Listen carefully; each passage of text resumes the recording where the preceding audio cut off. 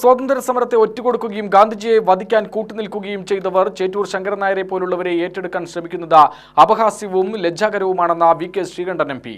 DCC സംഘടിപ്പിച്ച ചേറ്റൂർ ശങ്കരൻ നായരുടെ 169ാം ജന്മദിനാഘോഷം ഉദ്ഘാടനം ചെയ്യുകയായിരുന്നു ശ്രീകണ്ഠൻ. കോൺഗ്രസിന്റെ ചരിത്രം രാജ്യത്തിന്റെ ചരിത്രമാണ്.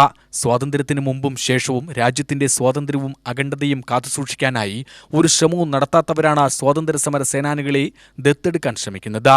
സ്വാതന്ത്ര്യ സമരകാലത്ത് ബ്രിട്ടീഷുകാർക്ക് മാപ്പെഴുതി കൊടുത്തവരാണ് വ്യാജ പ്രചരണം നടത്തുന്നത്. ചരിത്രത്തെ വളച്ചൊടിച്ചാലും തിരുത്തിയെഴുതിയാലും തേഞ്ഞില്ലാതാവില്ലെന്നും ശ്രീകണ്ഠൻ പറഞ്ഞു.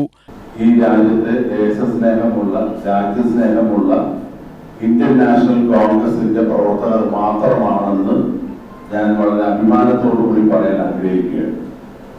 സ്വാതന്ത്ര്യ സമര ചരിത്രവുമായി കുലബന്ധമില്ലാത്ത സംഘടനകൾ നമ്മുടെ രാജ്യത്തെ ചരിത്രം വളച്ചൊടിക്കാനും തെറ്റായ പ്രചരണം നടത്താനും ശ്രമിക്കുന്നതിന്റെ ഭാഗമായി ചേറ്റൂർ ശങ്കരനാരെയും അനുസ്മരിക്കാനും ആദരിക്കാനും ഒക്കെ തയ്യാറാണ്.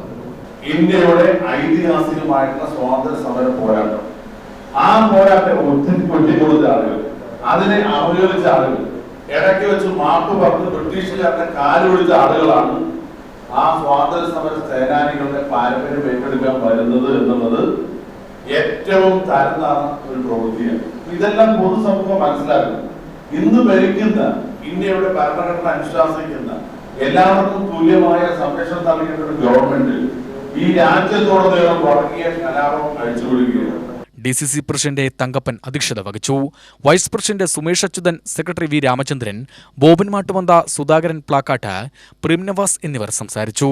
UTV news, Palakkad.